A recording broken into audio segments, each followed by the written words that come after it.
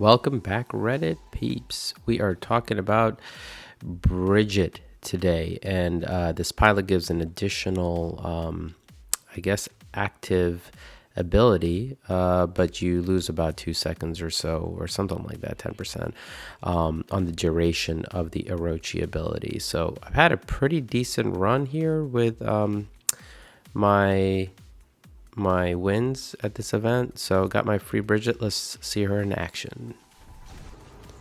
So full disclosure, the Terramok Hells are one of the few weapons I've managed to MK3.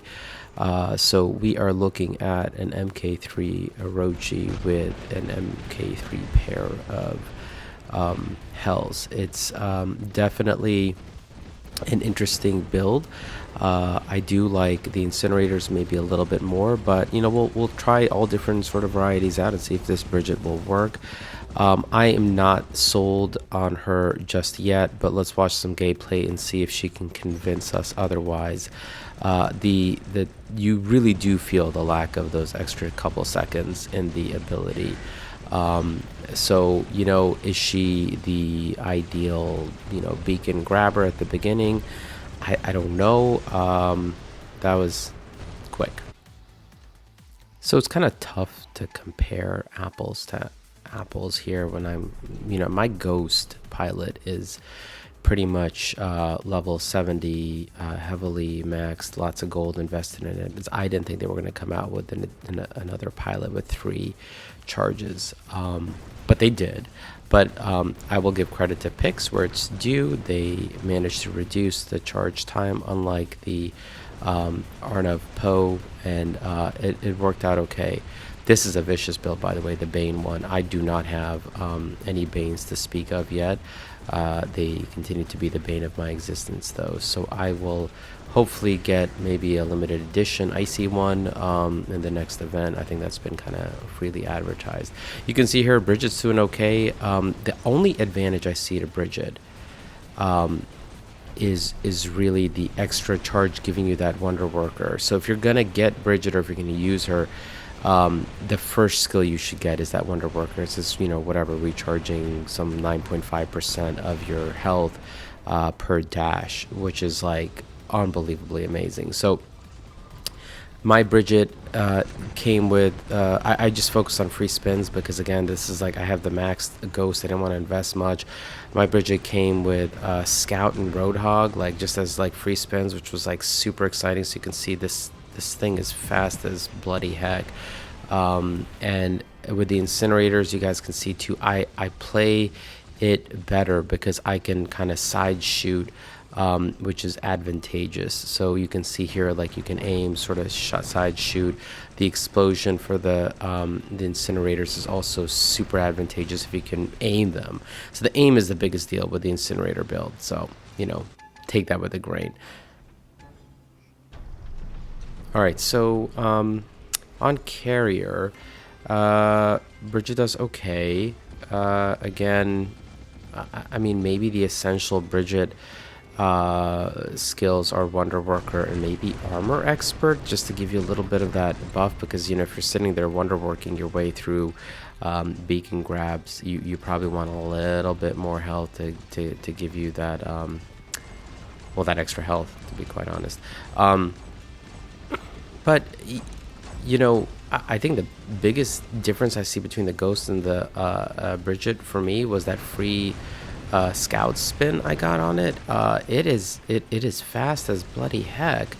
When you're kind of dashing around. I mean, this is just like usually I run my Orochi with a Nitro module, and I'm like, this is just stock regular to go module.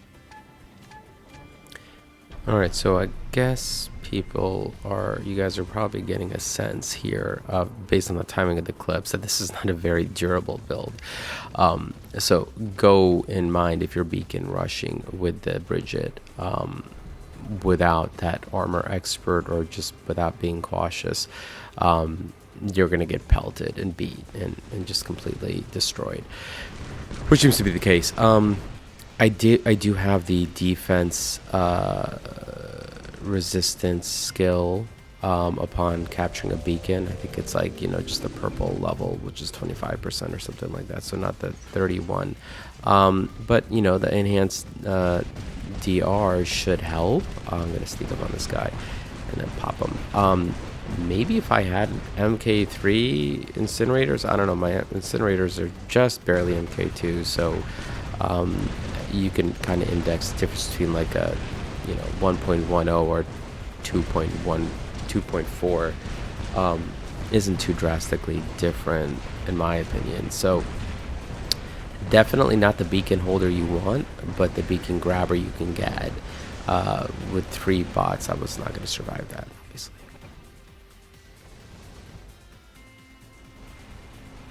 Alright, so in this clip in Shenzhen, I'm trying to hold, which is also goofy, but you can attempt. That guy's, does he have a stacked last stands? That's like really weird. Or that's like the big last stand. Alright, so what's my take on Brijit? I would say if you did not have the ghost, then obviously this is your only option. So great. If you have a stacked ghost and you're feeling it, I don't see a reason to switch. I think Pixonic is really doing a great job in balancing their pilots and their bots now, and I'm thinking Bridget's okay. So I did spend a decent amount of gold, about 8,000 gold, getting her leveled up. But I think variety is the key to successful life. So if I end up running 2 Orochis down the pike, I've got a pilot in the backup. I will probably it depends on the play style and the timing, but if I'm gonna run maybe beacon rush, I'll probably do like a ghost pilot, because my ghost is hardy and kind of can take the beating. And this Bridget here is probably better for domination. She may even be good for like TDM, right? Because you've got time to kind of heal and hide in between things. You can see here, she is not exactly the hardiest of pilots for at least for the amount of gold that I've invested, right? Like, so the random spins have given me just basically speed over durability, and it depends on how you play your Orochi. I do really like the incinerator Orochi build, and will probably MK3 my incinerators next. Because guess what? You can use this on your whatchamacallit, your siren, because she will come with two heavy slots, or your heartbeat, which has 1 slot. So I think incinerators are pretty balanced and decent builds. So on the Orochi, definitely gets my vote for build of 2021. And it does require a little bit of aiming, but y'all can do that. So we're switching back to the Terramok Hells, because they look hellishly sexy with this super duper Russian theme. You can see here that I did kind of in this clip bump up my Orochi's Bridget skills just ever so slightly, so a little bit more health from the outset. 4,000 or 5,000 HP. Everything counts, man. Everything counts. All HP counts. So I'd say that she could be your domination or your TDM bot choice. But for beacon rushing, those the 10-second duration that comes standard with all Orochis is going to be your best bet, because you've got additional damage, and the additional damage is coming from the ghost doubling skill for the rockets, which is mildly obnoxious, but actually pairs well with the hell, because you can keep on attacking these shells and actually damage them, because the hell obviously doesn't really get through the plated armor that they have too easily. One thing I'll give credit where credit is due about this hell build is it is a great Fafnir counter. Oh my god, I have killed so many Fafnirs with this. It must piss the Fafnir pilots off, commanders off, I should say. The aim is pretty decent. It tracks all right. The speed and ability for you to kind of get around makes for also a great thing. So let's end it on a positive note with these MK3 hells. Um, Man, you love to hate them or hate to love them. And I think I would concretely say that I have absolutely no clue if Bridget will work for you if you already have a ghost. I really don't. I can't. I can't say wholeheartedly that this pilot is definitely the better one. It depends on your play style, but you want the tankier one with a little bit more oomph. Go with a ghost. If you manage to get the Wonder Worker skill on the Bridget, definitely use her.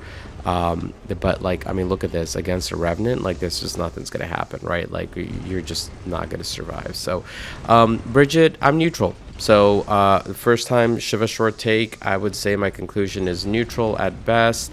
And if it's your only Orochi pilot, then obviously just go to town. So, she will be sufficient. So, cool. All right. Well, hope you guys enjoyed the clips. Catch y'all later. Bye.